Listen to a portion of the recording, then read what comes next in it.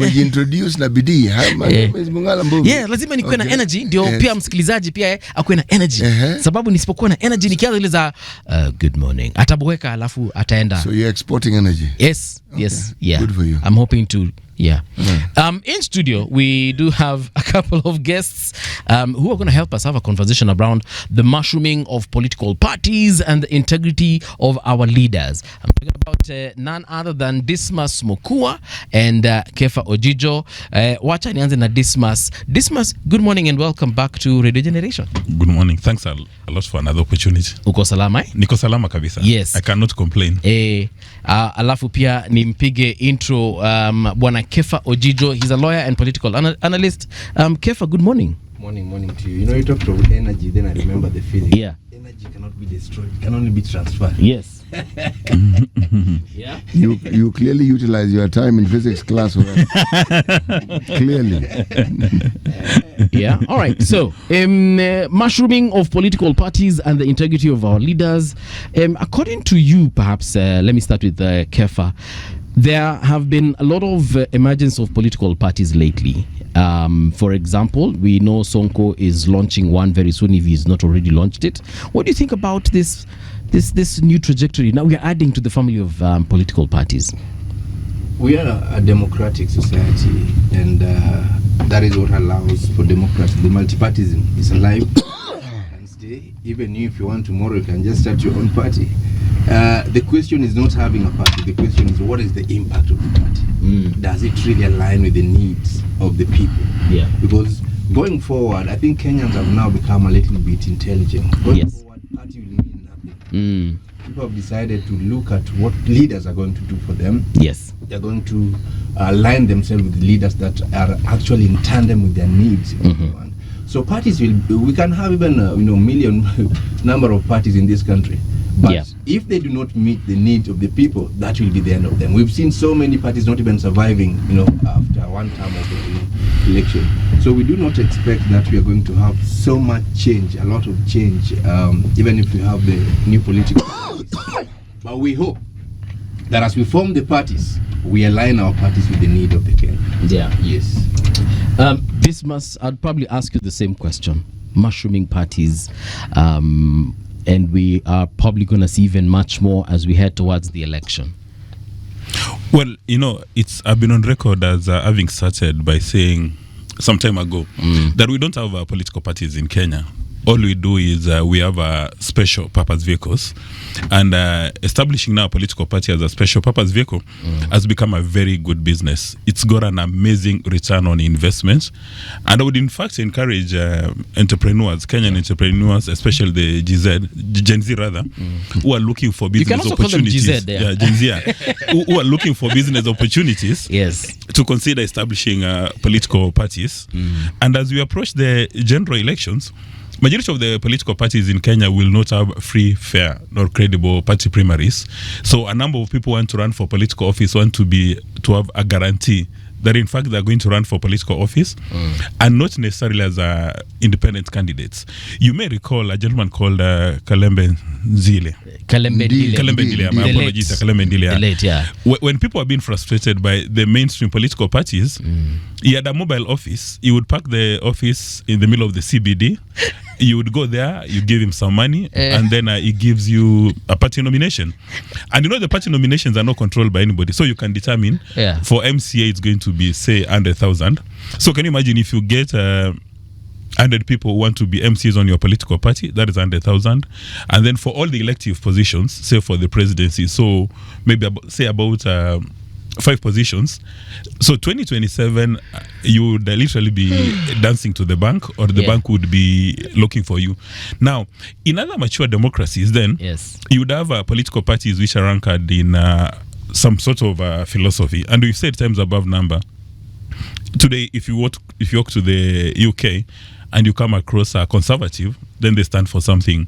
Or if you come across a member of the Labour, they stand for something. Yeah. But the obtaining situation in Kenya is when you've got a little of financial resources and political capital, you beat everybody in your village into a pulp, and then you tell them, if you don't join this political party, then you're going nowhere. Yeah. So a number of them will join, not because they like your face or they like your philosophy, but simply because they know if you don't join that political party, you're going nowhere. And using live examples, that is what Mr. Rigathi Gachagua is doing with DCP. Yes. Before the by-election, he had told people, if you're not within a DCP, hakuna mahali penye unaenda. And I think the by-election, especially in Bere North, has injured that impression that he had created. Yeah. Now, in the past, before his exit... What impression exactly had he created? From the time he was impeached, he has gone through... I wouldn't say the entire of Kenya, but the entire of Mount Kenya, and saying that he's got about 7 million votes on his... He has 7 million votes, or there are 7 million votes that are... Or there are 7 million registered voters. He has them. I mean, Mount Kenya is said to have 7 million votes, the individuals from Mount Kenya, but he said he has 7 million votes in his back pocket. Those 7 million votes belong to him. Yeah, they belong to him. I see. And he was going to slice and share as he deems fit. Yeah. But now it appears from the by-election that probably he has maybe less than 50% if you have to do stretch mathematics, but that one has injured him.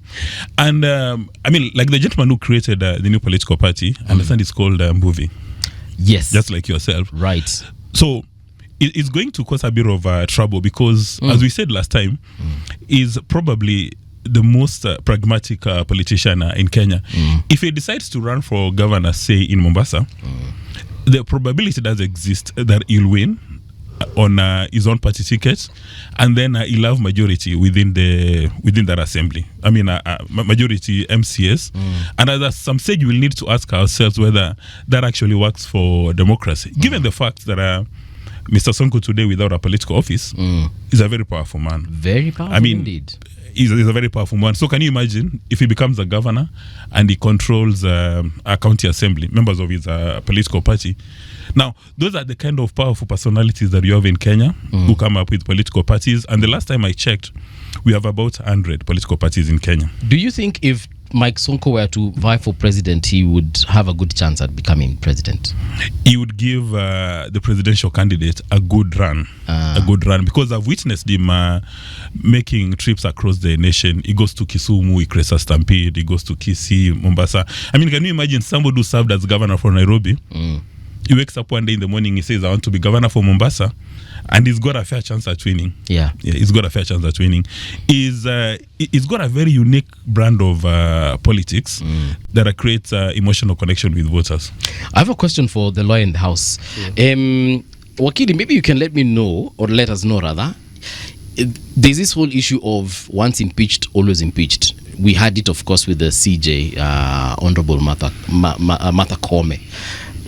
Does that still hold ground going forward into 2027? Because we are seeing a lot of folks who have been impeached. Okay, not a lot, but a couple of them who've been impeached. For example, DCP leader Rigathi Gachagua, YT2. We also have now Mike Sonko, because he's not starting a political party just for the sake of it. He obviously wants, there's a reason why he wants that particular party. And chances are he either wants to be governor or even president of the Republic of Kenya. Can he actually, that once impeached, always impeached, does it hold water? You see, that was a deliberate amendment in the Leadership and Integrity Act to ensure that there is a mechanism to enforce Article 10 of the Constitution. And the idea was that there must be a tool that instills discipline in leadership. Yeah. And so the idea was that now if we go beyond the level that now you meet the threshold of impeachment, you know, that one you've passed through the county assembly, you've again passed through the Senate, and you've been found to be unfit to hold that office, then therefore it means you're not qualified again now to hold that office in the next election, general election. But does that mean it is the end of the fate of political leaders? No. It does not mean so. We've seen a lot of political leaders metamorphosize and come back in a different area, in a different field, in a different position, and still run for the office. The idea was for that particular office, because if you look at even for Rigathi Gachagua, for instance, what the Constitution says, Article 148 and also the Leadership Integrity Act, then now bars him to run for that position. He was running now as the presidency then. You see, his impeachment now bars him now to hold that office of the presidency now in the next general election. But you see him... Is there an expiry date for this period within which he cannot participate in any electoral process. The Supreme Court has given an explanation on that, saying that you cannot therefore vie for the next term. That is the exception.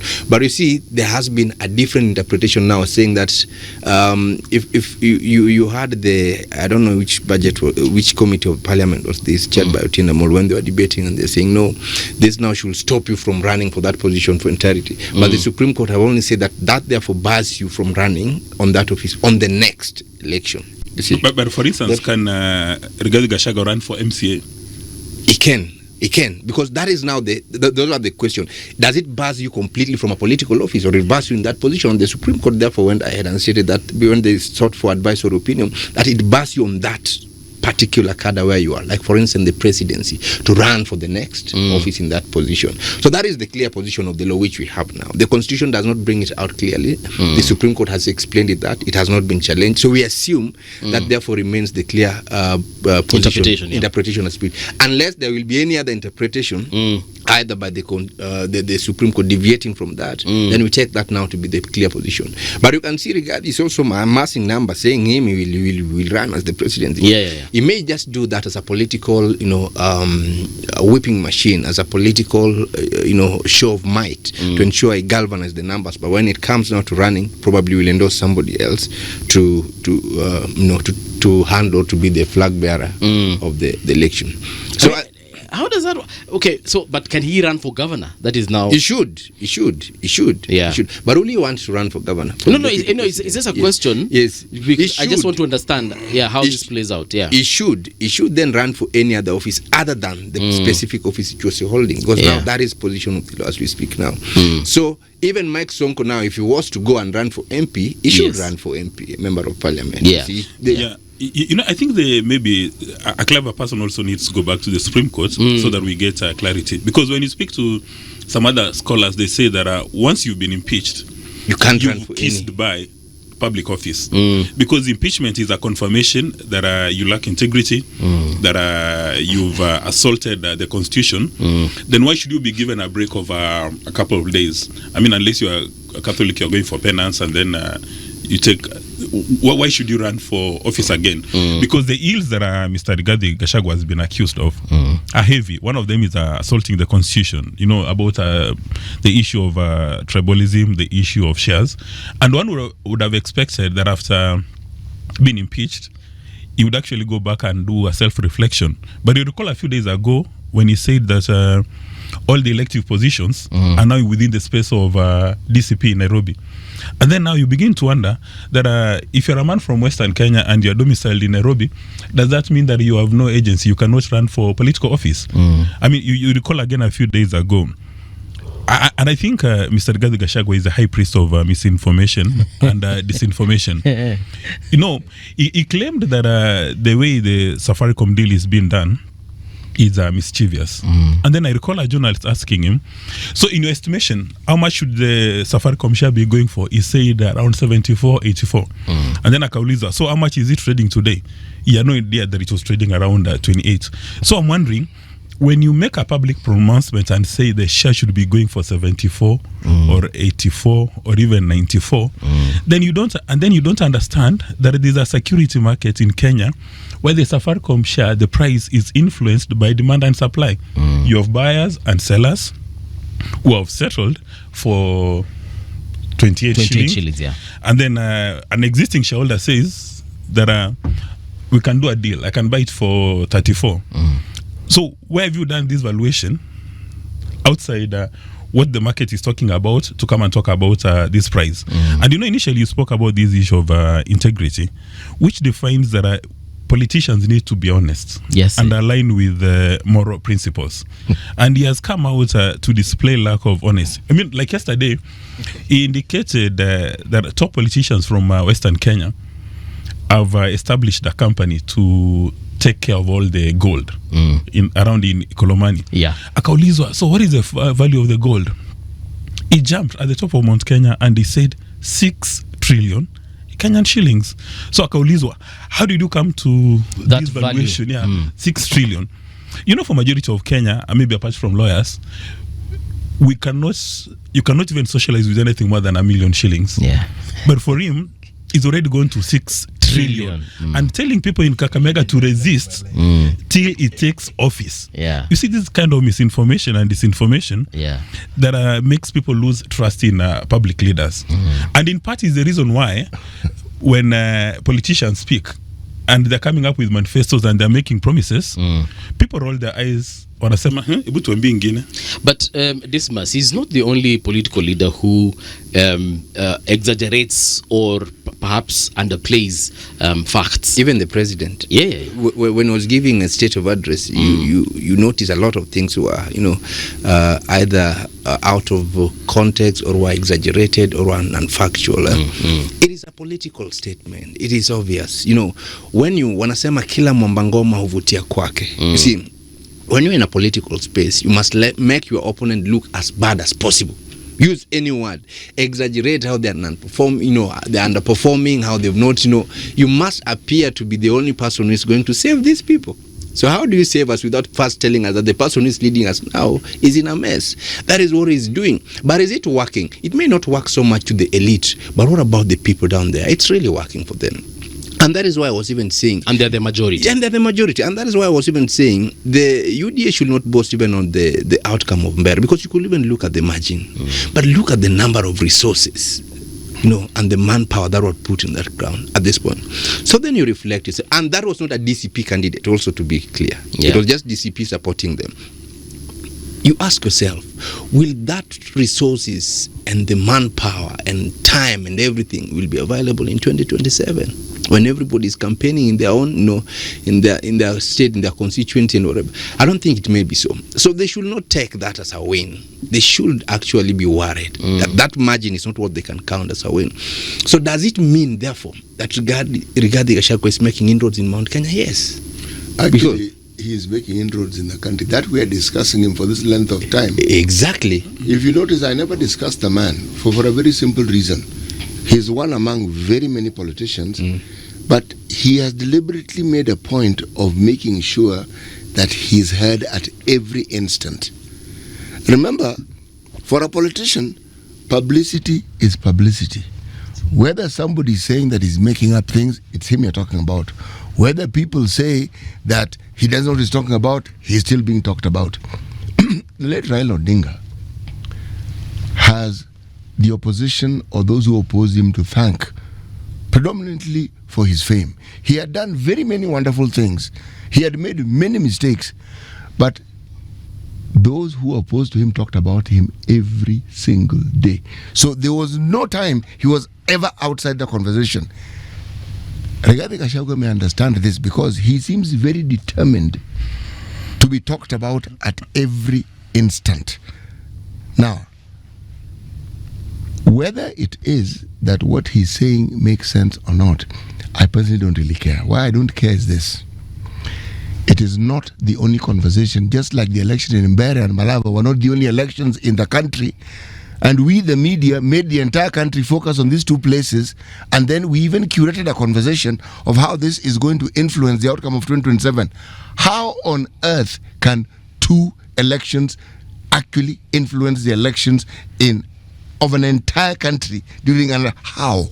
How is it possible? And in fact, sorry. You see, we may not like him much. Personally, I equally don't like him. But let us be, there's something about this man, Rigathi Gachagua. From a one-term MP to a deputy president, and now out and still controlling the opposition. Ideally, the leader of opposition right now, as we speak. We cannot say he's no man in politics. We cannot say he's a non-issue in politics. He means something. And even the president knows, you see, and that is why president knows that with the fall of Rigathi Gachagua, he's losing Mount Kenya. He needs to hold on in a new, find a new ally. Wait, who's losing Mount Kenya? The president knows. Okay. Yeah, with the fall of Rigathi Gachagua. But Wakili, there's one thing for people to appear to support you. There's another for you to declare yourself the leader. And there's quite another for the people to determine that you are their leader. Matiang'i has not stood on any rostrum to tell people he's the leader of the Abagusi. But the people have decided, they are talking about it. It's not him. At no point did Raila Odinga stand up and say that he is the leader of the Luo. At no time did he. We just declared. It was declared. Rigathi Gachagua declares himself every day. But the narrative is working. You see, the narrative is working. Let me just buttress. My point is this. We do not know whether it is working or not for a simple reason. A lot of the support was sympathy. The impeachment did not forebode well with many people who would have been his supporters. They felt, no, surely, Ujama.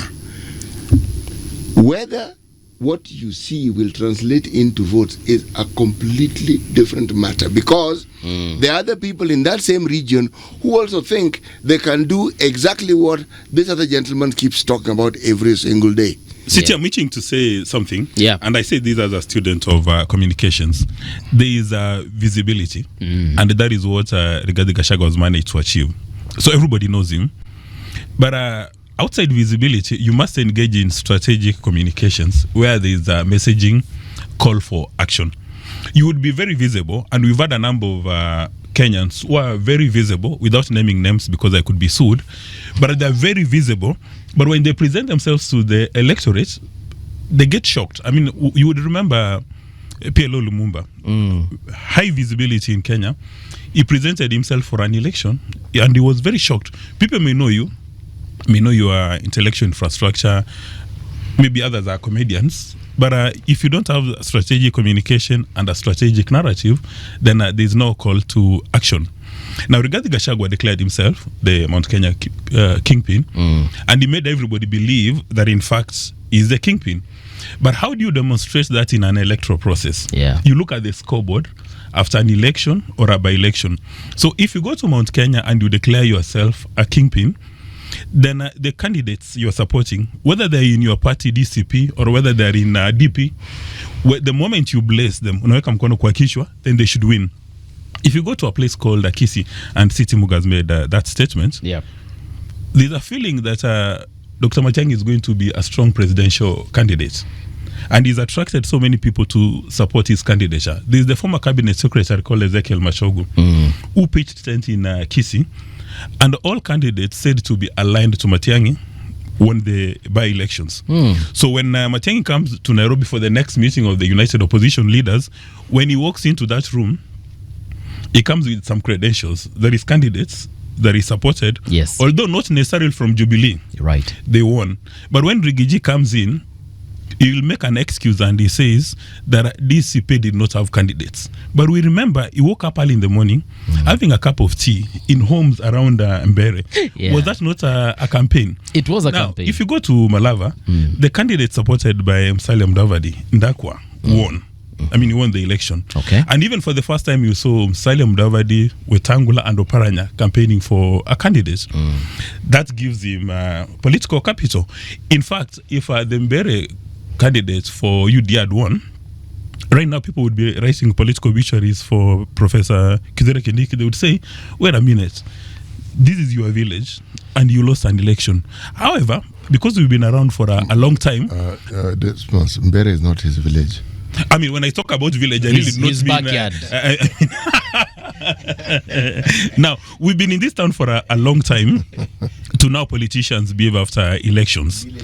Again, at the risk of not being given a visa to go to the US, just before the US presidential elections, Donald Trump said, if I don't win this election, it's not free, fair, nor credible. Yes. But after you won, he said this is among the best elections from the time we attained independence. So, for DCP and the candidates who lost, or the United Kenya Opposition and the candidates who lost, they'll say, we did not lose. Look at the state resources that were deployed. Look at the money which was flowing.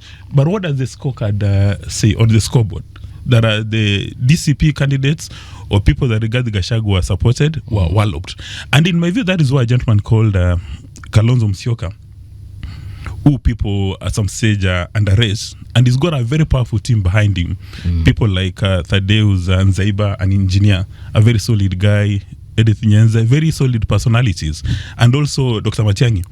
They need to get a strategy as soon as this morning to cut loose and isolate Rigathi Gachagua. Because with this brand of politics, there are people who like Rigathi Gachagua, and there are people who don't like Rigathi Gachagua. Now, continued association with Rigathi Gachagua may cost Kalonzo Musyoka and Matiang'i the political capital and compromise their upward political trajectory. Question, Doctor. Why? No, it's okay. It's okay. No, call me Daktari. All right, okay. So Why? Why would it cost them? For instance, Nairobi is known to be cosmopolitan. Nairobi, excuse me, Nairobi is cosmopolitan. It's not known to be. Thank you very much. You've buttressed my point. Nairobi is cosmopolitan. Yes. All Kenyans from Mosocho, Elwak, Mombasa live and work in Nairobi. And now we are told that I'm going to be very careful with my language. You vote where your abolition facilities are located. So like for you come from Maraga. No, this guy comes from Kitui. Yeah, you come from Kitui. I hope you are a registered voter in Nairobi. I'm a registered voter. That's In all Nairobi. that matters. Ojijo, I hope you are a registered voter in Nairobi, so that during elections, we don't see people going to Kisumu, people going to Kitui. Then you don't elect people in Nairobi, then you come back and Let complain. me ask you, why do you have these dictatorial tendencies? Why He has said, I hope. He has not dictated. Those are tendencies. Why? No. Why can't you vote anyway? The way you want Amesema tu, I hope. we have an entire bill of rights that ensures that we have this right. Now Ojijo has got his office. This must come in to tell us what we should do. No, I said hope. You should have told me hope is not a strategy. Ojijo has got his office in Nairobi, in Mbuvi. Yeah. Well, I hope that we're in Nairobi. So Yes, we are. you work here in Nairobi. Hope is a strategy. Yes, yeah. So you're in Nairobi. So you must cast your ballot.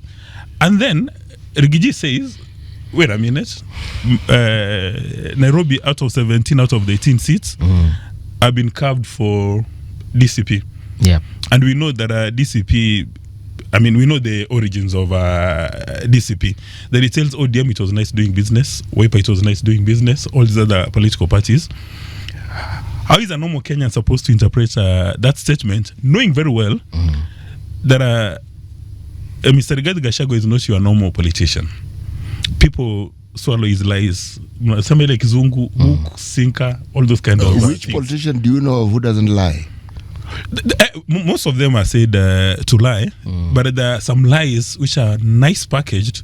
That are, when we were growing up, we used to take malaria queen to treat malaria. And if you had no capacity to swallow, it would be coated with sugar. So you take a very painful pill, but you don't even know that you've Or consumed dipped it. in some honey. Kitu kama hiyo. Yeah, kitui honey. Yeah. Now, that is the same thing that Rigathi Gachagua is doing. He lies with a bold face, and people will believe what he's talking about. And the fact that he had been a deputy president, when he comes, he tells you, I know what is happening at State House. How many Kenyans have gone to State House? I have no idea. But when he tells you, I know what is happening at State House, I know what is happening at the cabinet, probability of believing him is quite high. Very high. Yeah. And that is what makes him occupy a very unique position in Kenya. And again, one needs to give him credit.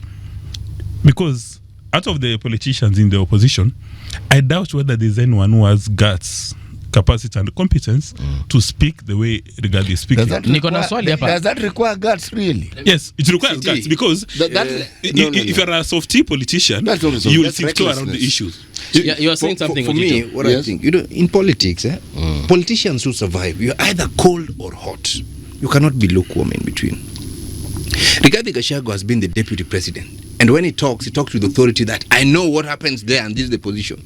But Kalonzo has also been the deputy president, but we don't see him coming out with authority and say I know what happens there and that's the position. You see, and that is what I was saying, that why do then people tend to believe what Rigathi says? Is it because he was a deputy president in the current government? It doesn't matter. Kalonzo was two governments before. It doesn't matter. The government structures are almost similar. How it happened. He should be knowing what happens at the cabinet, what happens in the government structure. He knows. But we do not see that authority. I think that is why most people do not find, even if he says Kalonzo, do not find Kalonzo to be so suitable. Because you can't tell whether he's hot or he's cold. It tends to be, we want to know. In politics, you are either here or not. Ojijo, we want to know which position you are taking. Ojijo, you are expressing the sentiments of the region you come from and the way in which people deal with such matters. But you want somebody who comes out strongly and who people we know. A leader must give us a direction. Where are we going? But you see, Kalonzo is a proven leader. That party of his is a proven party. Proven in this sense. Every electoral cycle, we see the number of people who are elected on that party ticket. From his community. No, he has other people also who get elected who are not necessarily, there may not be many, but they are, believe me.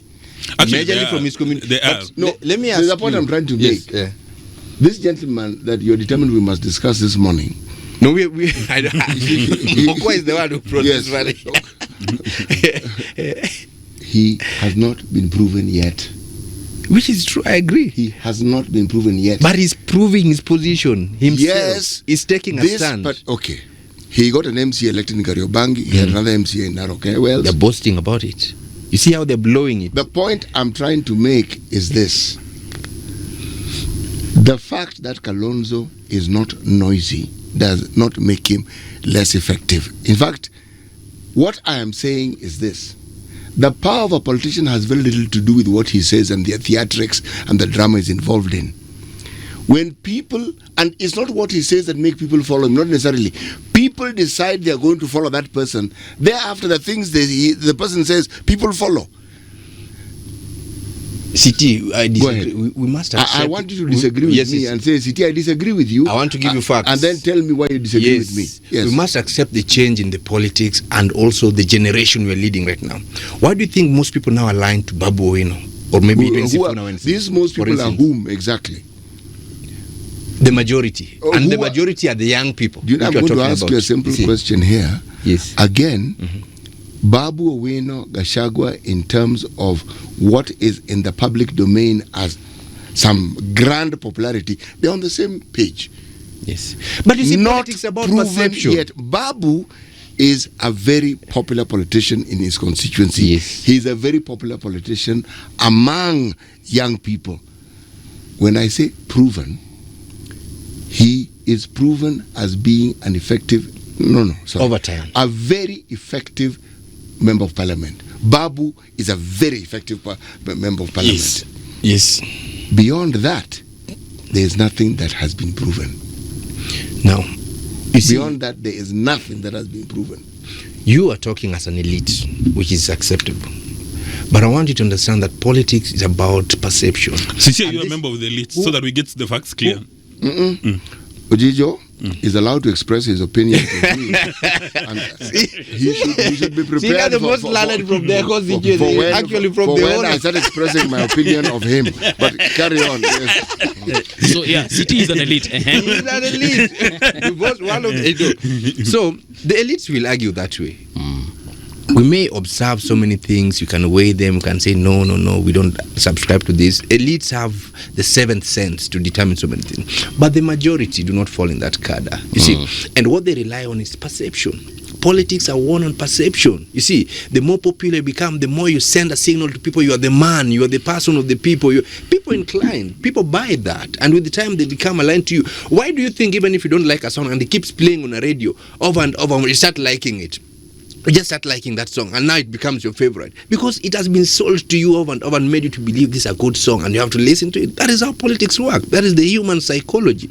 And we cannot therefore assume that because Rigathi Gachagua is taking a stand and selling him, himself to be this man, to be the guy, he's not making any impact. He is making an impact. Yeah. He is making an impact. And that is why I'm telling you, if you were to conduct an opinion poll right now today and probably ask who is the leader of opposition as you speak, I am certain he will probably be in the top of that list. Yeah. Where we have Kalonzo, we have Matiang'i and the rest, you see, because he has sold himself like that. And the majority who are in the lower card has accepted that. Those are the people who are going to vote. At least do not even vote. Yeah. They boycott voting. They are busy. CT will be traveling to Europe on that day when we are voting here. Then what will happen? No.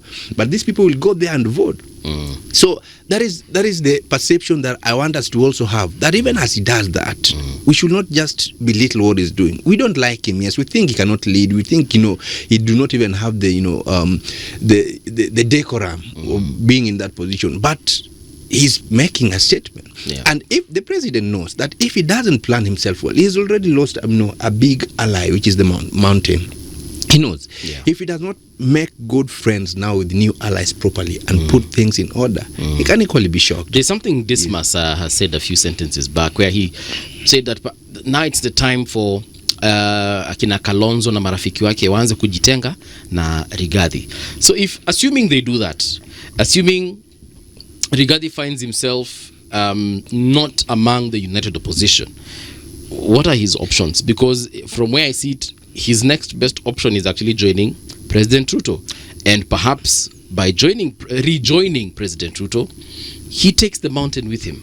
I like predicting. I'm one person who keeps predicting, and I think Kalonzo will not survive with Rigathi to the end. I think Kalonzo will be more inclined to join President Ruto in the near future. That I can This tell. is before, we have before seen, the general election. Before the general, you have seen even how we've been trying to woo him. The political parties, ODM here, UDA saying, "Oh, you're one of us. I'm here to stay. Nimekuja huku kuambia nini, mimi niko hapa." They're trying to woo Kalonzo.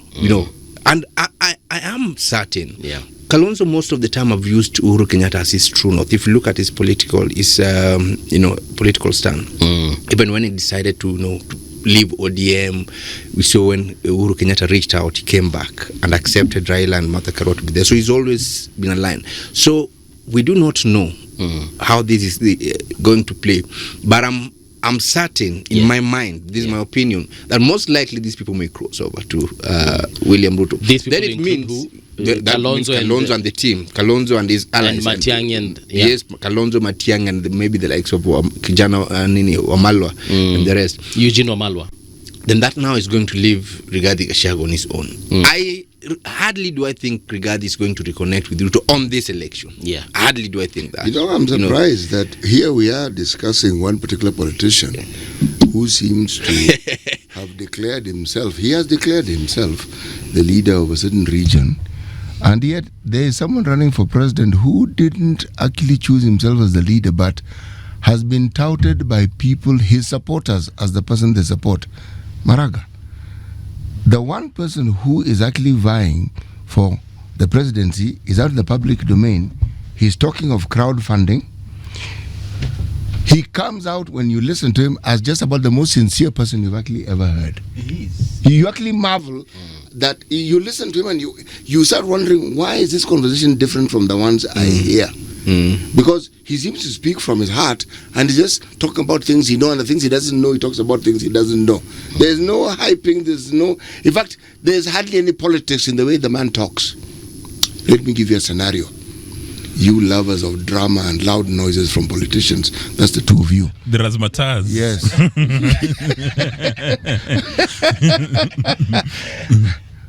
What do you think?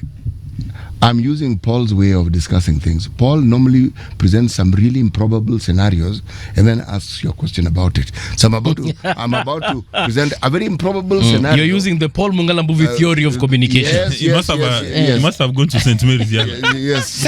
The Nairobi school. St. Mary's Yala is here.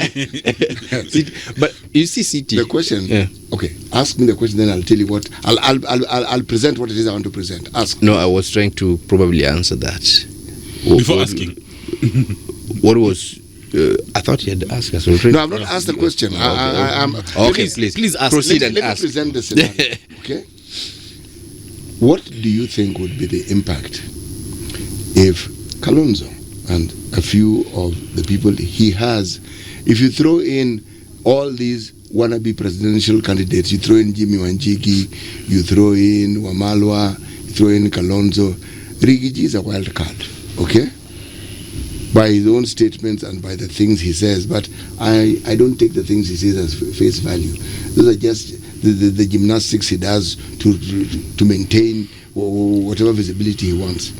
What if these people decide to front Maraga as their presidential candidate? What do you think would happen?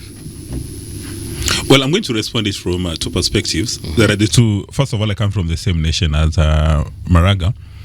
His candidature has not elicited the kind of support one would expect even from an MCA. In theory, he's a very, very good candidate. That this is somebody you may want to have as a head of state. And he falls in the category of Peter Ken and Professor James Kiapi. you've had a number of scholars, intellectuals to give you a strategy on how you are going to win, but you have not put on the shoes of Amura or Wanjiko and Alima. What are they looking for? Now, again, as a student of applied politics, you are not going to win any political seats without a bit of persuasion and a bit of razzmatazz, and without mobilizing your community. Because in Kenya, the building blocks for any electoral victory is, first of all, you must beat your community into a pulp. They support you. And that is why I said earlier on, people are looking at Mwai Kibaki and saying, this gentleman, he likes sitting on the fence. And then at some stage, you will say not to have the charisma. At some stage, you will say not to have the killer instincts. But at the right time, when he aligned all his ducks into one row, he became a president. And that is why anybody who underrates Kalonzo Musyoka today will be doing that at his own peril, because he has demonstrated capacity and competence to mobilize his people. Now, for Maraga, why are you asking yourself a question, the one which is different from the one I asked? Then answering it. No. I'm not answering that. The gentleman called Maraga, from where he comes from, and you know, from where we come from, that part of the world, you begin to test your prowess on how you are treated at a funeral. When you go for a funeral in Western Kenya and people do not even recognize you, they don't give you a standing ovation, they don't even notice your presence. When you start talking, people start heckling you, whether they've been, whether they're goons who've been given instructions, then you need to go back and reflect. However, if he meets the bare minimum, Maraga would be very good during the presidential debates, that he can afford to take the other candidates and, you know, give them a run. But as far as probability of him winning an elective position is fast approaching zero. Did you say you're a student of applied politics? Yes. Continue being a student. Of applied politics, yeah. Yes. Probability of Maraga becoming, even for MCA, is almost zero. At MCA? Yeah. That's the reality, yes. Because you see, you can look at this politics from a theoretical perspective, or you can decide to go and see where the rubber meets the road. Like, for instance, look at a gentleman called Donald Trump. Yeah. He said to have done all the wrong things and say that I can even go to the New York, shoot someone, and people will vote for me. I mean, you saw the things he was saying yesterday about people who live in Minnesota, yeah, and people are just cheering him. Now, he's been head of state for almost a year, but wherever anything goes wrong, he goes back to Biden. He does not take responsibility, he does not take liability for anything, but he's there and everybody seems to like him. Now, he came up with tariffs. It's not everybody. Yeah, sure. Well, he came up with tariffs, which has compromised the cost of goods and services. But nobody blames him, because tariffs essentially is increased tax on consumer goods. But nobody blames him. They say this gentleman is as clean or as white it's his supporters who don't blame him. The Republicans. There is a whole group, a whole lot of Americans who oppose him at every move, and they question everything he does. So you cannot say everybody. It's his supporters. You even saw what Democrats did at the Senate. Actually, I meant his supporters. Now, even then, not all of them. Yeah. But now, majority again of his supporters, knowing the errors of omission or commission, all the things that Trump is doing which are unacceptable, but none has got the guts to speak up because of the levels of political capital. Because they fear that if you speak up, okay, a few congressmen and a few senators have spoken up, but the majority, especially the ones who are going to have an election, they fear that if they speak up, things will going go to be in south trouble. for them. Yeah. There's a lady called Green, when she spoke her mind about this issue, all of a sudden she was told, are you interested in office again? Then she said, no, I'm not going to run. Yeah, she actually resigned. Yes. If I try to answer your question, maybe just to pick from where it's left, if you study the Democrats and the Republican pattern of voting in the United States, you'll realize that for them electing Trump, actually Trump was not even a choice in this election. It is just because Biden had failed to meet the expectations of the Americans. And you realize that is what actually favored Trump to come in. And by the time they were letting Kamala Harris to come in, it was already late, because Trump has already tainted the non-performance of Joe Biden. and they could not redeem it. And you see, Americans also are people who are factual. They could see that Joe Biden has not lived to the expectation which they expected him to do. That's why probably you could see how Trump, rose to that position. But had it been, people like Maraga probably will be president. First good choices, for countries like America or, civilized nations. I have problem with Africans, even when we keep complaining how we have bad leaders, but we choose bad leaders for ourselves. We intentionally choose bad leaders for ourselves. That's why we say, hey, however bad it is ours, it's from our community. So that if I am a thief from Kalenjin, understanding I'm saying I'm one of you and I want to run, all Kalenjins are going to vote for me. You see, but what is the number from Kisii to vote for Maraga? But you see, even Mokua is here and saying he cannot even win an MCA in their own constituency where he comes from. Let me tell you, Maraga, opinion. That is his opinion, yes. It's not based on facts. Exactly. When he talks about coming for a funeral, people cheer. People don't cheer because you're popular. Exactly. Not in that sense. People cheer you because you represent something that they actually like. It doesn't mean it will translate into votes. It rarely does. Let me tell you, I have worked with Maraga personally at a personal level. Okay. When he was CJ or after his office? Even before he joined the bench. Okay.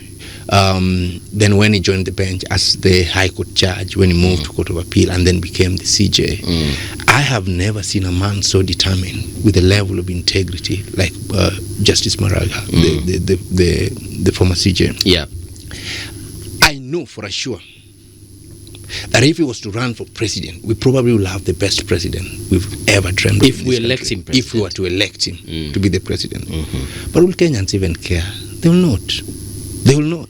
You see, and then we'll keep complaining. When we come here in 2027, we'll complain, what happened to us? Oh, well, the president is not doing this. Oh, we are not. You see, Uhuru Kenyatta came out and told us properly that I have worked with this guy. This is not the person to elect as president. I can tell you. But people said, no, we don't care. We will elect him. He's one of us. He's the hustler motion. Now we are crying. People are here saying, oh, he's not performing. But we voted for him. You see, Africans, Kenyans in particular, have a way of, attracting the wrong. It's like the bad boy syndrome for women, Women who are just attracted to the bad boy syndrome. We know he's bad, but I like him that way. That's he's the guy exciting. who exciting, moves my... That is how our politics are. Yeah. We love people who excite us. We love people who tell us things we want to hear. We love people who, appears to be in control of our emotions. That is short-lived. We do not look at the long term. That is why we are stagnating. And we ask ourselves, why is Singapore way ahead of us? Now we say we only need 5 trillion and we'll be there. It's a dream, you see. So I think we need to be clear as voters in this country and start electing leaders based on values. Values do not change. Values do not change, and this is what keeps community intact as we move forward. These are the elements we need to pass down to generation coming after us, that our country will be built on values, will be built on principles, will be built on things that matters to the human needs and whatever. Let's have leaders that outrightly just violate the constitution. They don't even care because they want a shortcut to get to where they want to get to. Let's compare the brand of politics of Justice Maraga, Kalonzo, Rigiji, and President Ruto right now. And if you look at all those individuals I have mentioned, what makes Maraga be number last in that list according to you, Disamas? Because kama ni kuongea, Maraga anaongea, alikuwa hapa juzi tukuongea naye. Kama ni policies amesema, hata kuna mahali alikuwa anasema ukweli watu kuna vitu sijui, and I will need to get individuals, experts in finance and medicine and education to come and enrich my government in that particular time. But vis-a-vis what we get from these other folks when they come out and they tell us, I know what is ailing the economy, I will fix it. I know what is ailing education, I'll fix it. What's the difference? Why is Maraga coming number last? First of all, let's give it an helicopter view. Practically every person who lives in Kenya knows Kenya's problems, and they will offer solutions, even without the benefit of a manifesto. Like for instance, if there is a pothole kwa barabara hapa chini, you don't need to consult an engineer to know that you need to fix. So everybody knows every Kenyan knows the problems, and every Kenyan knows the solution. The what will differentiate people is capacity to execute. And among the united opposition fella you've mentioned, when Dr. Matiang'i was CS, when he was a CS, he demonstrated that capacity for execution, that he can actually do, he can deliver. That is what. Didn't Maraga do something similar? Maraga, didn't he demonstrate as CJ that he could deliver? Well, again, you're opening a Pandora's box, because he says the fact that he was part of a bench which sent home presidential candidates that annulled a presidential election, he says that is a sufficient proposition. But Kenyans wanasema tunataka kuona in Tanzania walikuwa wanasema mchapakazi, somebody who can do it. And when Matiang'i stands up, he says, when I was in education, this is what I did. When I was in ICT, this is what I did. And when I was in interior, this is what I did. So he's got a track record. If you look at... and that track record must be complete with all the things they did regarding the law and disregarding it. Yeah, everything. Yes. No, I'm just saying that there's a record. So it can't be that. And some of the problems we have in education can still be traced back to the time he was in education. Yeah, but he can say that he's got a record. Then now the second level is to the best the record. And that record that we speak of, we often speak of records as though he did something wonderful. That was his job. Yeah, but he did it. You know that people are given jobs and they don't do it. Precisely. Now when you look at William Samoei Ruto, when he joined the cabinet, when he was in education, when he was in agriculture, in fact, all the dockets he held, one would see there was a movement. And the common, when you look at the common denominator between, say, Matiang'i and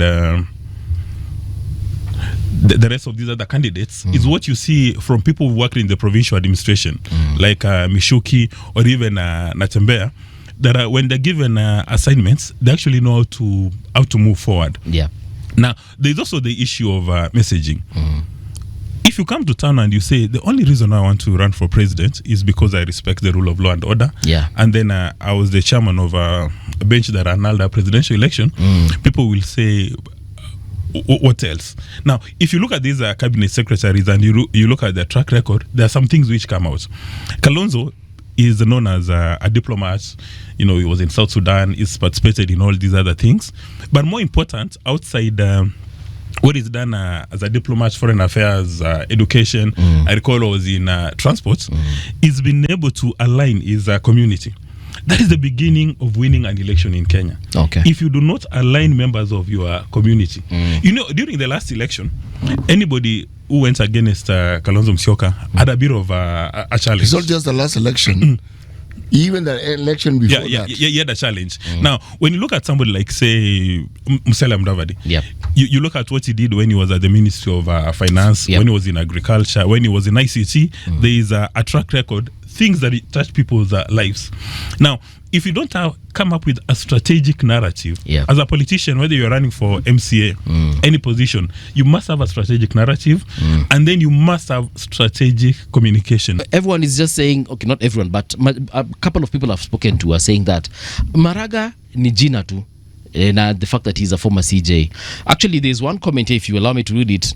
Star Kenya anasema Maraga has no swag. He's a non-starter. Gachagua is a tribal caricature, but he should not be underestimated. He plays dirty. Kalonzo, Karua, etc. They can tell their toes. They can't tell their toes from their fingers. Maraga has no swag, according to this listener. Ujamaa, yani ameona sifa iko kwa you know there are as many opinions around the Kenyan elections as there are grains of sand up Indian Ocean. But I think for Maraga to become a serious candidate, number one, and we need to call a spade a spade. Yes, we need to summon our guts and call a spade a spade. He must have tribal numbers. In the absence of tribal numbers, it gets complicated. Which tribes are we speaking of? He does have a tribe, and the tribe have selected him. The tribe is called the Gen Z. Have they? That is number one. The people. That's actually a very good question. Have they? Have they? Yeah, that is number one. Number two, one needs financial resources, and we've been having all manner of legislation on how to regulate the campaign financing. And then people close to him, when they ask him, do you have financial resources? This says, must you have the monies that are here we're talking about to actually vie for an elected okay, post? there's some. Must you have it? There's some monies which appear to be obscene, but you must have the basics for logistics. Yeah. Moving from Nairobi to Mombasa and buying people a cup of tea in And Mombasa. moving with your team. With your team. Yeah. Yeah. Sasa bro, The cost you of the are one of these logistics. people who are propagating this really destructive mode of politics that we have. Why must you buy people tea? Why can they invite you and organize tea that everybody can drink? Why must you buy people things? City Muga, in theory, when you present a candidature, a very strong brand, voters fall in love with you. They say this is the man. So people in Elwak Mandera would say, we'd like to have a town hall with the City Muga. They'll form a WhatsApp group. They'll get an M-Pesa number. They raise resources. They get you a ticket. You go to Elwak Mandera. You have a conversation with them. When you're done, they'll even give you a check. They say you've done very well. Here is our $1 million bob contribution. In theory, that works. But in real politics, it doesn't work. Who has tried it? And then the last one, that is what Maraga is attempting. Who has tried it and failed? That is what Maraga is attempting. There are many people that you can't mention again because of we may not afford Ojijo for libel and slander. At least for me, I may not afford the rates. You'll do it for free, bro. Pro bono. And then finally, you must have a strategy. Yeah. Now, all these three things must be anchored by a killer instinct. You know, when William Samoei Ruto was running for president, he said he wants to become president when he created URP. Then at that stage he knew he didn't stand a chance. Then he cut a deal with Mr. Kenyatta, then President President Uhuru Muigai Kenyatta. Then there was URP and TNA. But during those 10 years, when he was a deputy president, knowing very well that Uhuru was a very powerful president, he crafted his strategy, and he knew the right time to break loose would be a few days to the elections. So when he was a deputy president, he did everything. He stepped into every village. If you go to where I was born and brought up, a place called Mososho, he campaigned in Mososho 3 times. So even when he comes to Nairobi, when he's talking, people say, Hujama, we saw him across the road. So he has literally visited every village in Kenya. Even that time when people are saying this gentleman is corrupt, lisema visibility. Now, he spent most of his time in his key areas, especially Mount Kenya, going to every church, even learning the local language. Yeah. You can say, give me water. Yeah, in the local language. And if you take him to Nyeri, he knows the local roads in every part of Nyeri. And just like Raila Odinga, Raila Odinga knew even yule jamaa mwenye anauza mahindi in Mososho anampigia simu. Ruto established the same. So he demonstrated that he's actually got appetite for the presidency. I don't know whether Maraga has demonstrated that he's got appetite for the presidency and whether he's got a killer instinct. You see, CT, my problem is, does it matter if I know you so well, you're my friend, but I know your integrity is in question? Should I vote for you because you're my friend or because you know my people, but your integrity is zero? I know when you get to that position, you're not going to do anything to people. You're just going to enrich yourself. Go ahead, please. So my worry is, Kenyan, from what Mokua is saying, it's because Ruto had made inroads, Ruto had known people, he had been known in the village. That is why we are voting for him. But do we ask ourselves, who are we voting for as a person? Should we just vote for you because you are popular or because we know you? You see, or we should vote for you because you have a track record of integrity and you're someone we can trust. Yeah. We can trust you with our future. Even if we were to die today, we know our children will be safe. Will be safe. You see, Yeah. can we say that about him? You see, he says that Maraga do not even have support from Kisi and Matiang'i has. Myself, I will never vote for Matiang'i as a lawyer. Okay. And as a person who believes in the rule of law. This is one person who defied almost 7 court orders. 7 of them, even from the Court of Appeal. This is one person who woke up one morning and decided all school buses will be painted yellow without public participation. Even if it meant well. Why do we have laws? Why do we have constitution? You see, to ensure we have order in a society. Okay. If you cannot therefore abide to those laws and Yeah. the constitution you have in place, Yes. even if you mean so well, we cannot trust you, because tomorrow you are so well will not be our well. What defines the wellness of society is the laws and the constitution we have in place. You see? There's a question I've been dying to ask you, gentlemen, and it comes from a comment that Please is. don't die. Amen. Joe Gema, I'm assuming that's how I pronounce this. Is Joe Gema amesema, if you are a politician, ignore Rigiji at your own peril. The man is exactly who WSR described him as when he picked him as running mate in 2022. Love him or hate him, he will sway votes. Ojijo, Rigiji had told us that he has 7 million votes in his pocket. And we were so certain because the vigor and the bravado he spoke of this situation, I actually believed that he had 7 million votes of the entire mountain region. But what we saw in Mbere, of which I consider is the part of the mountain, Mbere North, if that is anything to go by, I don't see those votes. Now, are we probably judging him because of Mbere North, and perhaps if this had happened in any Kikuyu stronghold, we're talking about Kiambu County or Nyeri County, anywhere where the Kikuyus are the majority, perhaps he would have shown his strength. I don't know. What do you think of that? You see, our country has also given us the history to believe that elections are not won on votes alone. It's not votes alone.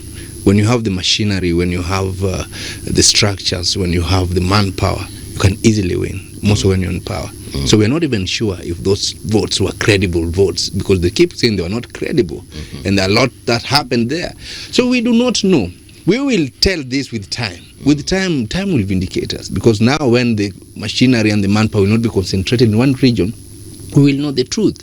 And if indeed the people who are with the presidency as we speak now, that margin should not be as it is. You see, we expected probably we have this low way 98%, you see, but it is not happening. So this should be worrying you. It should not be.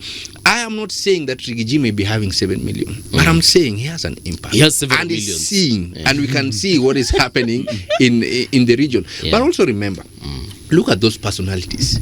Rigiji personality and Ruto personality is similar, and I think probably this is why people will not work. You see, these are people who have almost similar personality. They're hardliners in their own way. They are people who, when they decide this is what they are going to do, they're extremely similar, and they could not work. So the way he pulls, Ruto knows this person is pulling the way I'm also pulling, and it's also a bit worried. And that is why Ruto must now come with a clear plan.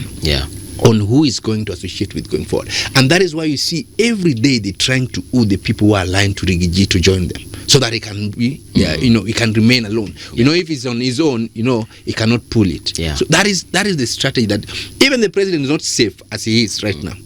He has to ensure that he has proper allies on his side. He's not safe. So we cannot underestimate Rigiji.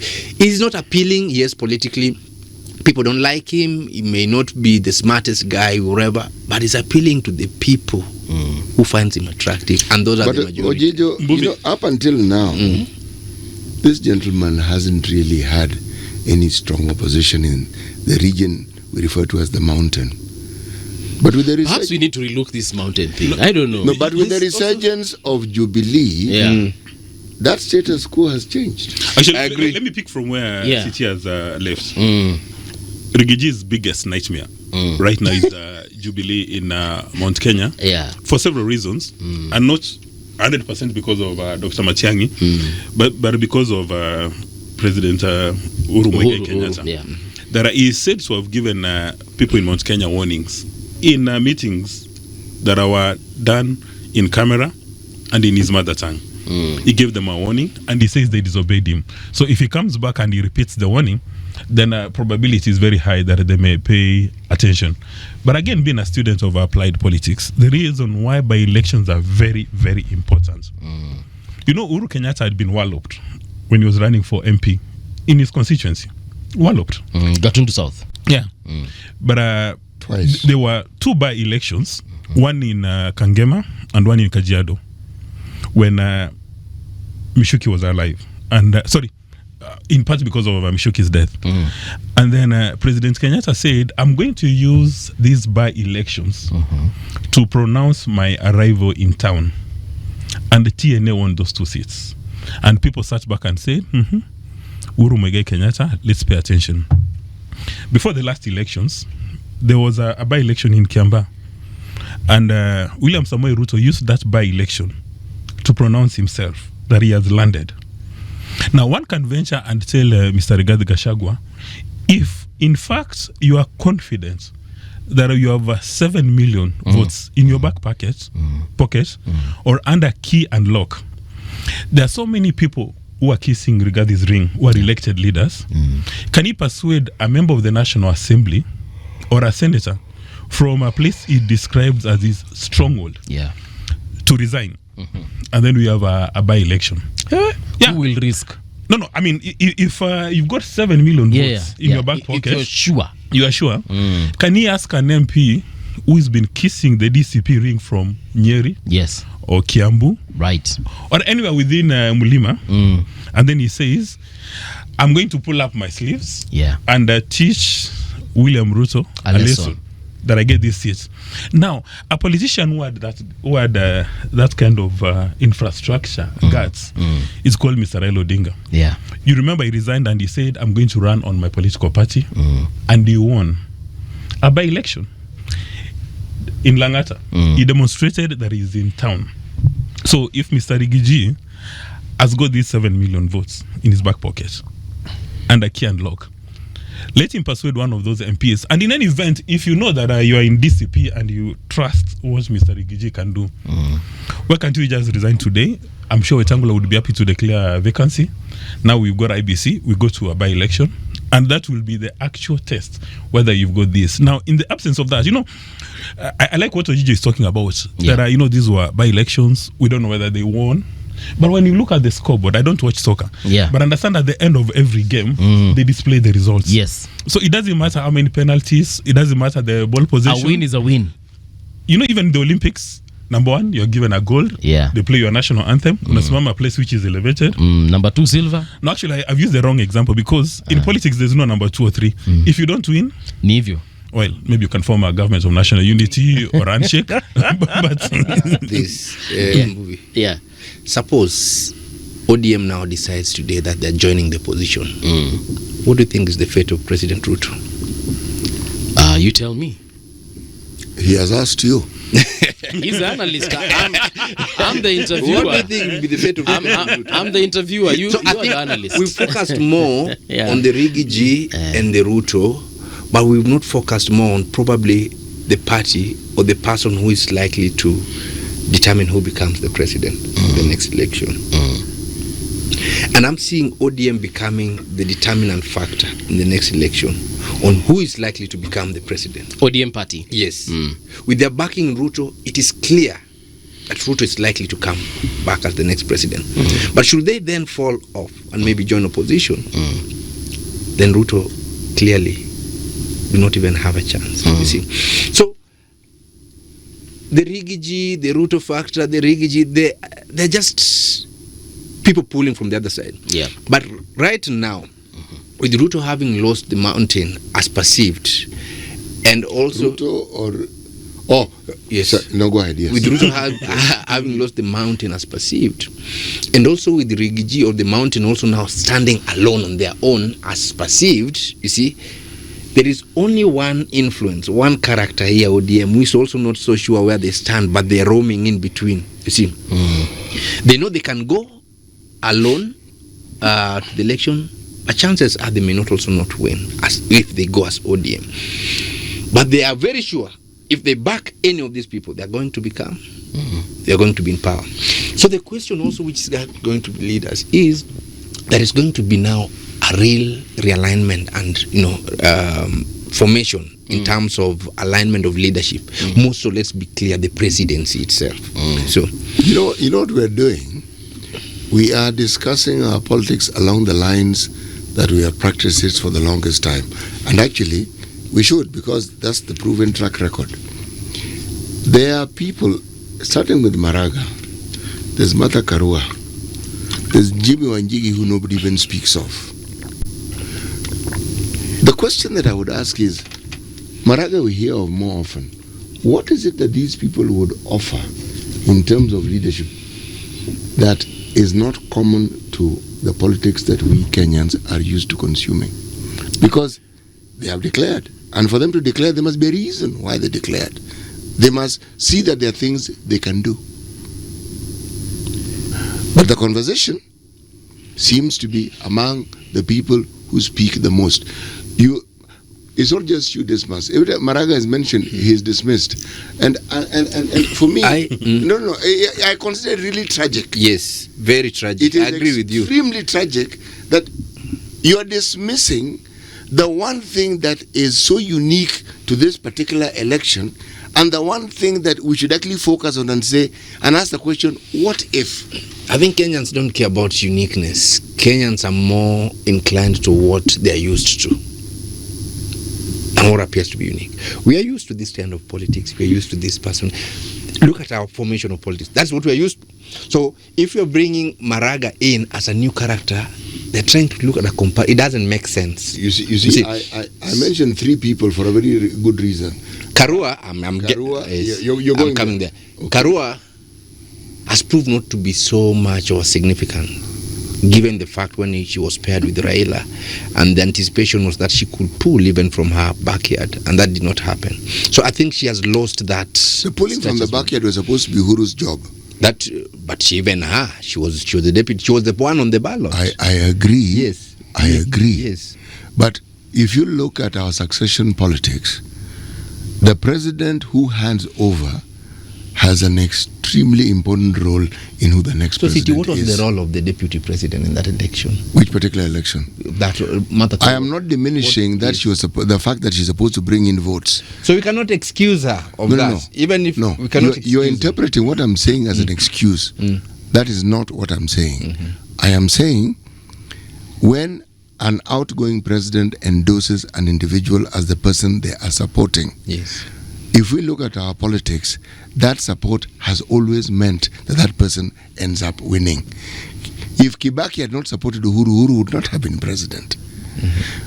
Moi was leaving.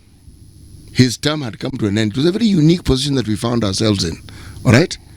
So Kibaki started an era that we had actually not seen before. Because Moi endorsed Moi endorsed Uhuru. He lost. Yes. Uhuru was also leaving. Yes, and I'm glad you mentioned it. Yes. I am talking about how presidents endorse. Remember, yes, when you endorse a candidate, you also endorse the goodwill you have and the ill will you have. It follows that particular candidate that you are supporting. It's not just one thing. So when one looks at what the support does, I would consider. I think Kenyans are also students of experience, because right now I have a feeling if Uhuru Kenyatta was to endorse somebody in the next general election, a majority will take it a little bit serious than in the last election. Why? We have seen this now inclination towards the lab. When we started here, we said energy cannot be destroyed, it can only be transferred. The energy that Kenyans have for Ruto when he became the president, the expectation, with time they realized that the expectations have not been met. And we saw this when in Raila Odinga's funeral, the standing ovation, the love that people were passing towards, the former president Uhuru Kenyatta. People have decided now to redirect that energy now to the former president. You could see the love, genuine love. It's like this guy was not so bad compared to what we have experienced. We are now students of experience. It was not so bad. Probably now if he tells us something, we can believe him. But then we could not believe him because we were comparing him to nothing. Ruto had not become president. But now we can compare Uhuru presidency and Ruto presidency. We can say this person better this person. But is that not typical of our politics as well, that now every time someone ceases to be president, within a year or two, he becomes more popular than the person who's actually been president? Absolutely. Yes. That is the case. You remember, we were old enough when people were saying, Yocha wezekana bila Moi. Yes. And when he was handing over power at Uhuru Park, was attended the function, people made mud balls and threw them at the president. They did. And Moi had come with a high level of humility to hand over. And Kibaki did not make a very gracious speech on that particular occasion. Actually, even Kibaki Kibaki spoiled the mood, because one would have expected that since Moi has come to handover, and you remember then we didn't have any piece of legislation spelling out on how the handover needs to take place. So Moi lands there, and he was he was actually mistreated. He was treated very shoddily. Yeah. And even the president didn't even care to correct the situation. And then you remember the pictures when he went back to State House, where you had public servants of rank crying, shedding tears. Specifically Sally Kosgei. Yeah, shedding tears. But again, the military gave him very good treatment. Yes. Because, they took him back to his home in the village, Sacho. I mean, the village here use it widely. They took him to his Kabarak home. Place called Kabarak, and then he was given also those military fly past, which is a very good thing, and one needs to give KDF credit for that. That they did not become very emotional. But a couple of days later, when Moi made public appearances, there was a stampede. People want to touch him. They even want to touch his jacket. Now the same thing has happened to Uhuru. President Uhuru. Yeah. Yote awezekana bila Uhuru. People were running. I mean, it was said that he likes having uji, that he sleeps on the job, everything else. But after the presidency, when he comes out, and I suspect the same thing will happen for President Ruto. Whether he does 1 term or 2 terms, people will still look at him and reflect and say, he's done a few things. You even remember for President Kibaki. I think President Kibaki had the best. And I wish that if Kibaki was, say, much younger and with his vigor, being a graduate of the London School of Economics, he would have gone all over the world giving speeches. And I wonder why President Kenyatta is not doing the same. He's currently unwell, perhaps. That's one of the reasons. Let me ask you, Siti. There's a provision in our constitution which allows us to bring criminal and civil proceedings against the wrong done by president, and they're deemed to be active as at the time which they leave the office. Yes. Do you think if we were to take this seriously and prosecute our presidents for the wrongs they've done, you see what happened to the former president of France, who was in jail? If probably we had put Moi in jail, and maybe Kibaki in jail, or maybe even Uhuru right now in jail, do you think Ruto would be behaving differently? He's behaving completely differently. That is it. And completely. That is what I'm saying. That I think Kenyans, there's so many things we've decided not to test first. So why did it, to use the word we, I don't know where we refers to, so why did this we put Moi in jail? No, that's what I'm saying. That we have a clause would we want with the to put Moi in constitution. jail? No, he said that we. I understand. Yeah. I'm actually answering your question with this question. It speaks to who we are and how we treat leaders and how we treat a supreme leader like a president. It speaks to, again, who we are. There are things that people will tell you, no, that you do not do. They'll even tell you that one you forget or that one you forgive. Internalizing the laws that we have and the constitution that we have to Kombali. Let me just buttress that point. Again, we are told that after that shoddy treatment, which was accorded President Moi during the swearing in of Kibaki, a couple of days later, some energetic minister said, we must teach President Moi a lesson.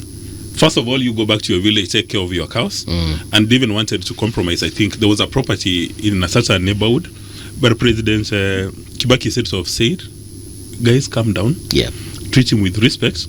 In fact, I want that property transferred to his Actually, it was a cabinet approved of that particular house. My problem is this. Our reaction should not be, we should not be reactive. We should not act on emotions that we want to teach him a lesson. Yeah. We should sit down and say, during your presidency, you violated the constitution on this. Number one, you are required to protect and uphold the constitution and defend the human rights. It is during your watch that so many people were killed through your, the police killed so many young people during your presidency. You said nothing and defended that. It is during your presidency that the highest corruption was witnessed. It was during your presidency that you borrowed so many loans without our consent, violating the constitution. These are criminal wrongs that must be punished. You see, so when you get out of office, must be prosecuted first. Yes, and yes, definitely, yes, that must be prosecuted and must be punished. Therefore, you see, these are criminal wrongs. You see, therefore, we need now to invoke that article of the section that You did not perform as expected of you during the constitution. Then I will take you through the process. If this was to happen even to two presidents, clearly on factual issues, no emotions, on factual issues, no emotion, I think most presidents will be in their best behavior. Yeah. Actually, to buttress his point, it's already happened in South Korea. Has got Yes, South Korea, for, France. Yeah. No. South Korea have an appetite for jailing their former presidents. Yeah. Exactly. And also now for France, when the gentleman came out to understand he's 8 years old, Nicolas Sarkozy. He's actually done a book which was released yesterday, capturing into detail his 3 weeks experience. Yeah. And it's also in prison. Yeah. But they've said he's not going to spend more than a year in that prison. Actually, a few months. He'll be out in a few months. Yeah, and then also it happened in South Africa, where Zuma was accused of state capture, and he was taken through the system. But you remember, Zuma was jailed. Yes. Okay. When he said taken through the system, you were been going to court. He was jailed. Yeah, but you remember, on during that time, I don't know whether it's jail time, which caused that thing. You remember there was unrest within South Africa, and especially in KwaZulu Natal. Yeah. And when he decided to form a political party, he walloped ANC in KwaZulu Natal. So even this week, And how did that change the body politics of South Africa? now they've gone to a handshake or merger. Now yesterday The Democratic Alliance that we speak of is predominantly from people from the Western Cape. Okay? When you have the support of a region, it is one region. How many provinces does South Africa have? So I am simply saying he made an impact with people whose community he belonged to. KwaZulu Natal. And yes, it makes perfect sense. The body politics of South Africa did not change. Not really. The changes come about in their last election when ANC did not get the majority that they had been accustomed to and had to form a partnership with the Democratic Alliance. But City, wouldn't you say that if Zuma was still in ANC, then ANC would have carried KwaZulu Natal? They would have, and they would probably have had the majority that you're speaking of. There we go. Now, the ANC has been having something like a midterm review, and I saw their Secretary General, a gentleman called Fikile Mbalule, actually literally shedding tears and confessing. What's he crying about? That they've not lived up to what the movement was all about. You know, their bedrock support. So why is he crying? I mean, they were forced to cut a deal with the DA. Now, and his confessions were very interesting. The bedrock support among the urban poor has been slipping right through their fingers as they wash. And one of the reasons he gave that are part of the ANC leadership, there is a conspicuous display of wealth, that they go campaigning in the poor neighborhoods with SUVs, with helicopters, and they no longer represent the interests and aspirations of the people. It's not no longer. The moment they got into power, the things we see in Kenya, why do you think they've been losing this popularity over time? That is the reason why they are where they are. And the demonstration of what you've just mentioned, believe me, many of the provinces that ANC was in control of, they've lost the support. Yes, and the reason is because they are funded. But my friend, the so-called Mwananchi was not getting the services they should for the money that they have, that they know that particular province has. They have neglected their voter from the time they got that, when ANC got into power with that overwhelming majority. That is the thing that has characterized a lot of what they do. Western Cape differed. That particular province was well run. They didn't have problems with funding or money like the others. All I'm saying is this. For them to have gained in popularity, they had demonstrated the very thing that ANC was not demonstrating. And also there are the Black Empowerment Program, which was supposed to empower blacks, just empowered the ANC leadership. Only ANC leadership. That is not entirely true. That is not entirely true. These individuals, this thing we're referring to as affordable housing, ANC started putting up those houses a long time ago, almost immediately after shanty town that had been there, you could see ceased to be there, and you could actually see buildings that were put. Problem was the leadership, the Wananchi was supposed to own it. There was a problem there. These are people who had never, many of them had never lived in, it was a simple enough structure, but they hadn't.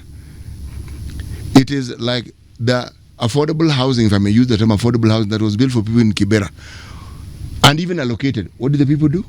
They became landlords or tenants. Sorry, landlords or sellers. Or they sold it.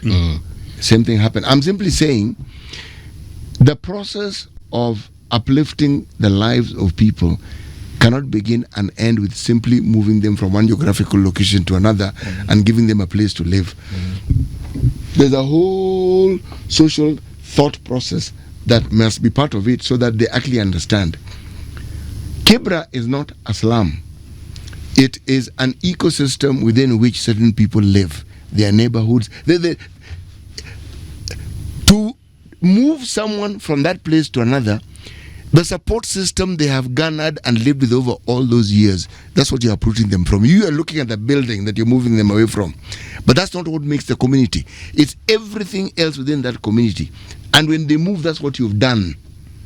Now, even the habit, everything about it, they are accustomed to it, they know it.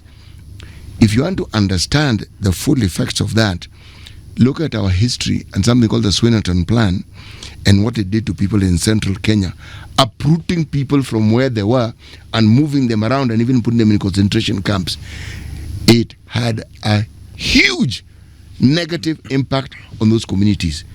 So I'm simply saying that when you find a party has suddenly become unpopular, like ANC, who are considered the real liberators, that fellow was crying should stop crying. If he actually thought there was a problem, he should have resigned from his position. You know why? You are the Secretary General. What are you crying about? You are the people who should have ensured that the things were done.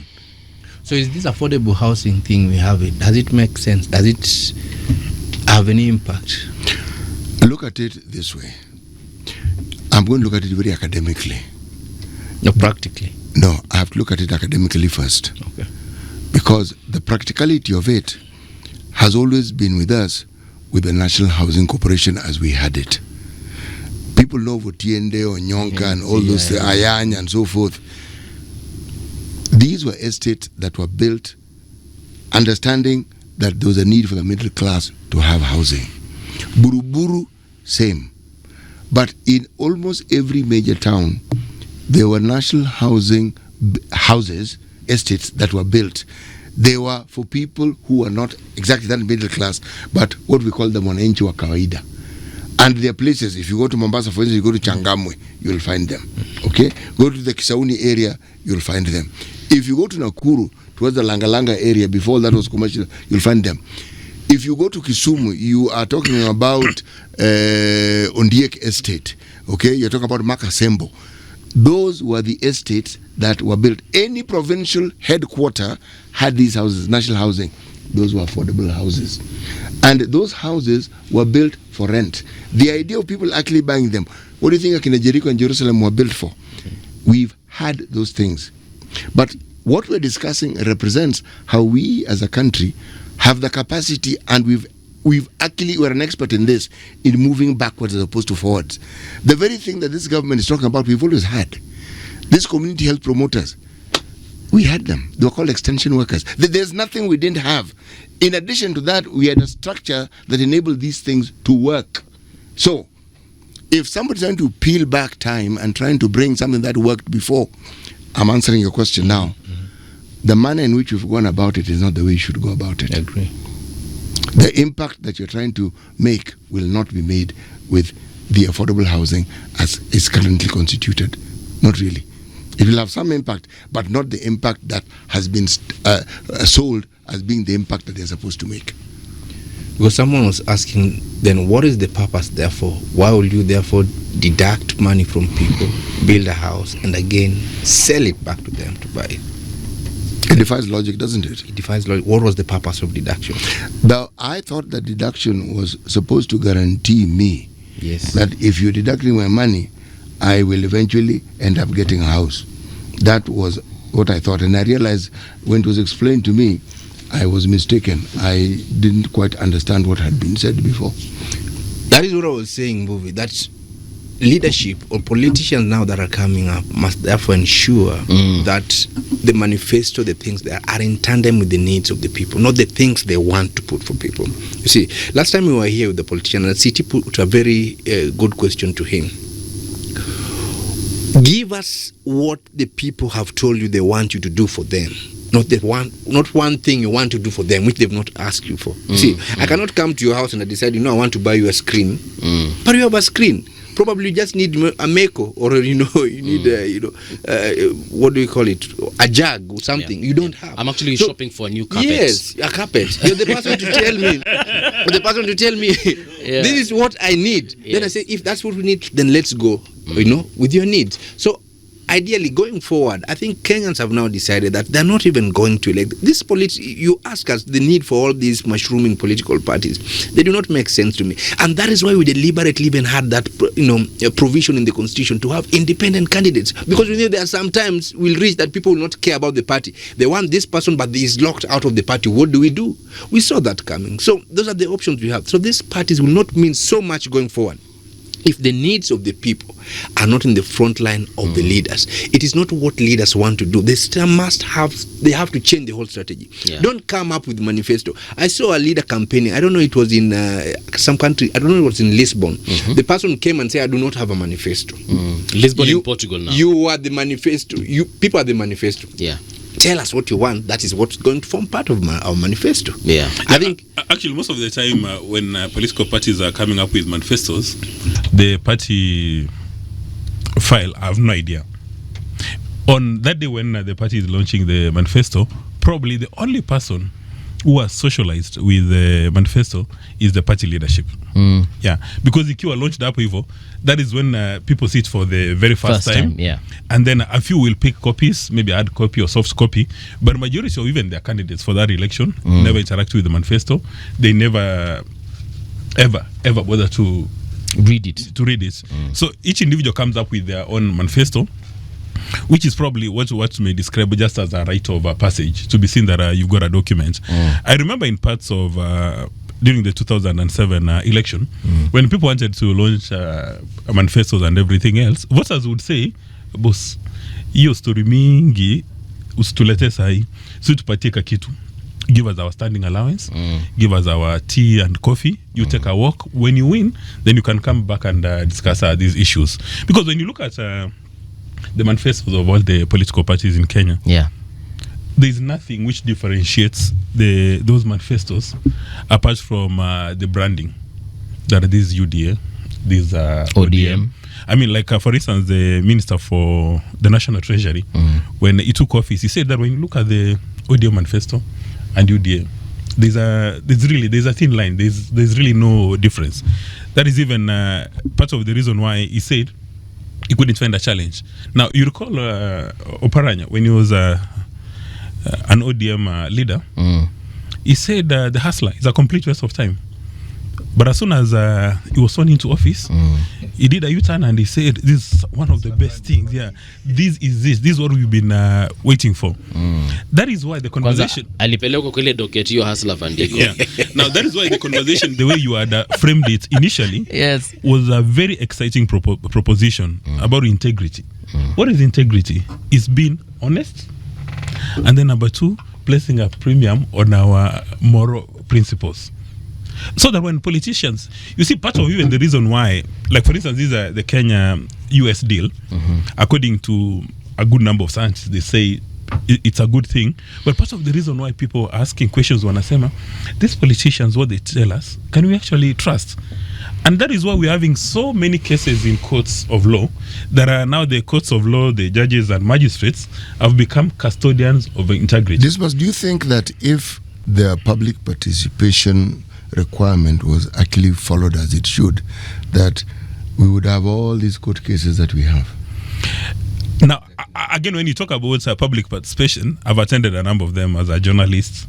People are invited into a room especially Then around that's, budgets. Then it's not a public. It's not public participation. There is no. He's telling us how it happens. Yeah, there's That's a closed door meeting. Yeah, there's no actual public participation because, like, for instance, when you invite people to come and discuss heavy physical or monetary documents, and then you're using that complicated economics jargon Language, yeah. All we'll do here is have a cup of tea and take mandazis, and if there's an allowance, we take the allowance, we go home.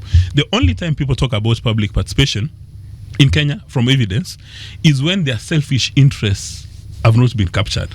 So they say there was no public participation. But when all the interests for the rank and file are aligned, nobody talks about public participation. Because even people begin to ask the question, you've elected me to the National Assembly, Senate, or whichever position, you've given me the mandate, and I've been sworn into office to protect the Constitution. Have you not given me capacity to take decisions on your behalf? Why do we need public participation? Do you remember when Rigathi Gachagua was being kicked out? You record how the public participation was done. It was high octane. I mean, every constituency had those papers filled and signed out. Then people began to wonder, so you can actually have Public participation. some sort of public participation. But then do we now have a law, a crystal clear law on public participation? They are putting, there's a bill already proposed now to deal with the issue of public participation. It's not yet passed. But do you know, 85% of Ruto's projects have been thrown out by the court or suspended or even put on an injunction because of lack of public participation. Only that. Just, I don't know why it doesn't get it. I've never understood why the government do not get it. That is the only thing that ever stopped almost all their projects. Look at even this, the latest deal with the US. One of the grounds that why Mutata has filed that case is on public participation. Safaricom issue here, public participation. Affordable housing was public participation. Why did Gen Z go on the street? Because they felt there was no proper public participation and their opinions were not being heard. It was just a process, just, they have made a clear decision. So there was no purpose. The intention of public participation was not just to have a process, then you just move on. It was to have people give their views, those views taken into consideration, and those considerations therefore inform the decision that's going to be made. You see, what we have here is just a process to showcase that we brought people, they said, and then we moved on. It is not supposed to be plastic. It has to have an impact. That is what the court have stated over and over. The Supreme Court was clear on what amounts to public participation.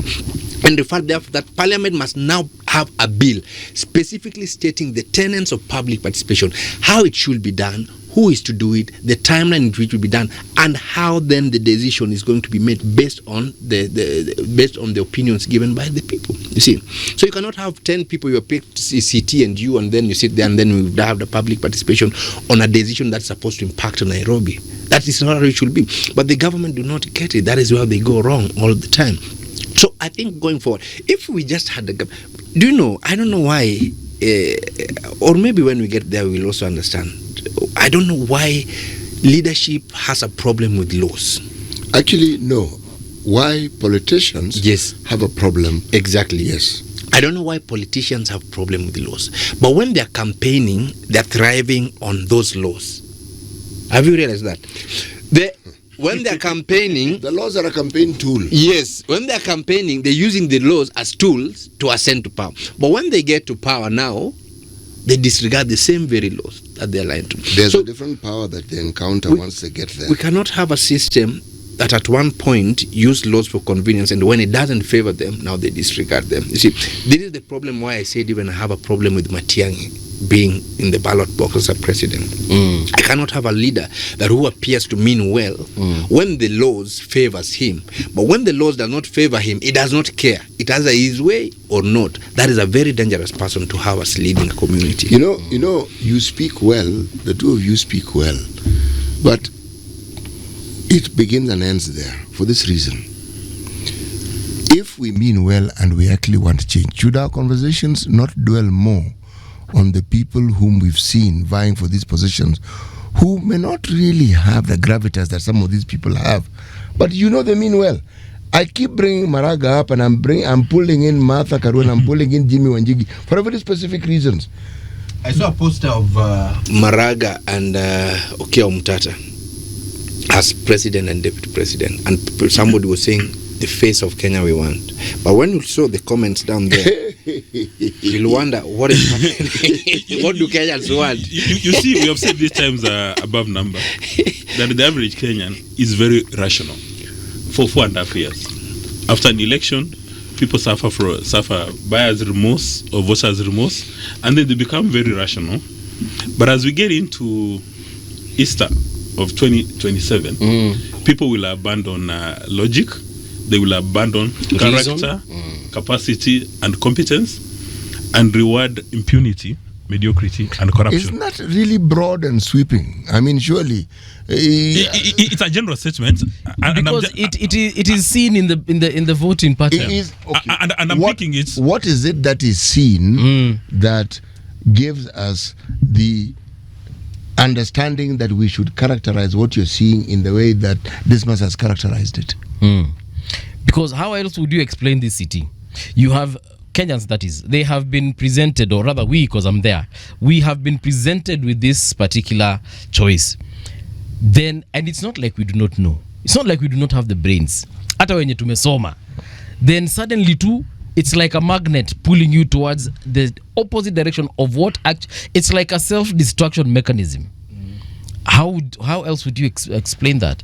I would actually explain it the same way Disamas has explained it. It's like we throw away reason with logic and everything else that accompanies that kind of thinking that should take us to the right direction. Actually, let me buttress that point. Yeah. Dr. Ojijo seems to have issues with Dr. Matiang'i, but the same Dr. Matiang'i warned us that among the people I've seen who are presenting themselves for election, especially National Assembly, wengine wao ni wa wash drugs. So we were given warnings. And even without Dr. Matiang'i's warning, every average Kenyan knows that people present themselves for these elections. They know their trajectory. They know that Mbuvi has got a honey farm, so maybe gets paid well by selling his honey. Then they know Uyu, he disappears for 2 weeks, he comes back after a week with unexplained wealth. But we go ahead to what people say who are associated with wash, understand that is money laundering, and then we expect the same people who are beneficiaries of money laundering to pass a piece of law against money laundering. Yeah. You see, Mbuvi, two wrongs do not make right. And when I was talking about that point, I said, to those whom much have been given, much is expected. If you are in a position as the cabinet secretary, or probably the most powerful docket at the interior, expect you to be setting the right example of respecting the rule of law. I do not care about the MPs that I still do not know, even that I don't even know them. But that is equally wrong. So I could not say because Matiang'i did this, even this one are also doing the wrong thing. He was in that position.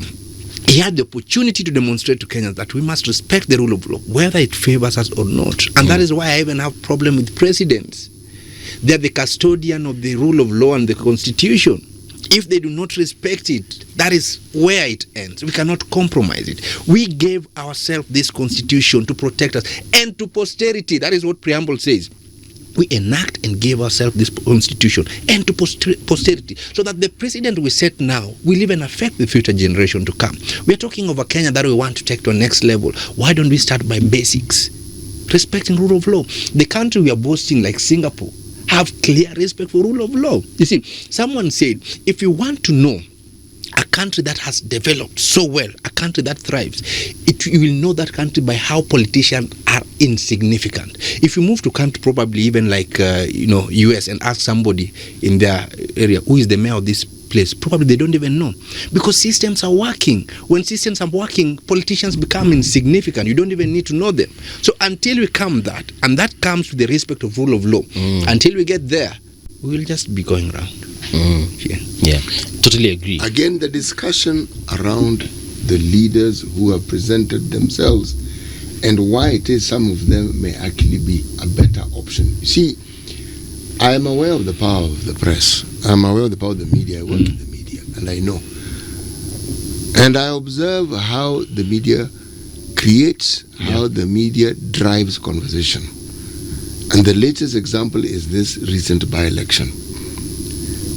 There were 24 elections, 2 went unopposed. Haki. The other 20 were ignored completely. They've never been mentioned. Aye. And the only time you heard of Kasipul was because 17 youth were arrested. Yes. And people are paying fines of $1 million. $1 million. Then yes. that's it. Yes. And in the conversation right now, even Ugunja, was it Ugunja? Does anybody even remember? No, Nobody even remembers what the If you mention Banisa, they'll tell you. What is that? What was happening? Which part of Ethiopia is that? We are on Bere Malava, There's a responsibility that minds like the ones you have to the citizenry. We can't keep regurgitating the conversations of the nonsense we call our politics. True. And yet we have people who represent an alternative. They must feature strongly in our conversations, that people always, if you're talking about what we have, you always talk about what we also have, which we don't talk about. I think it's you who said here last time we were here that politicians thrive on attention. Yes, they do. If we deny them that attention, then probably they will become extremely useless.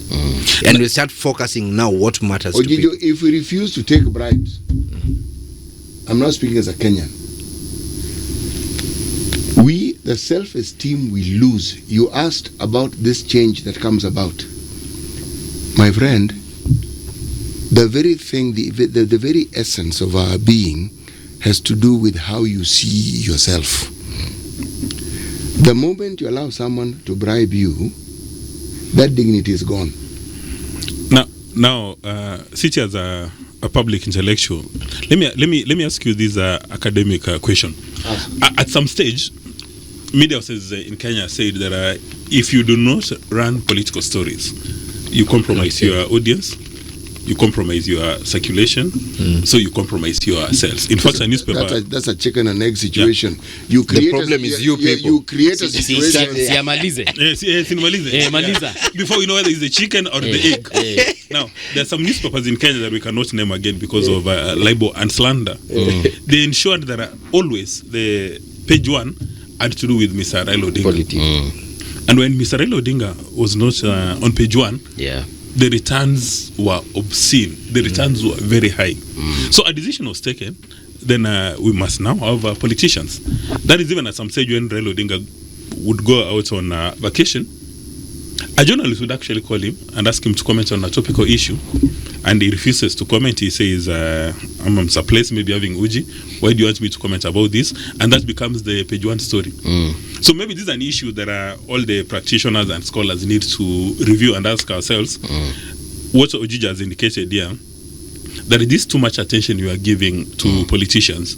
Is it actually serving our selfish interest as voters? Okay. And it would be very interesting to see whether there's actually a case study to that. All right, gentlemen, we've come to the end of the show. Thank you so much for coming through. Let's continue having these conversations. And I agree with CT, we need also to change and shape narratives. However, as we do that, I'll make it very clear, in case people didn't know, but this is an open secret, that majority of the media houses that we know out there, and especially the big ones that have got proper reach, those particular media houses are actually owned by the same politicians we are saying that we do not want to talk about. So as much as you want to ignore person A and person B, chances are they own a station that they will, if you don't talk about them in yours, watenda tu kule.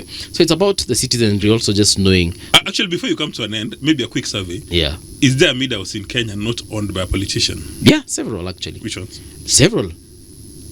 Including RG.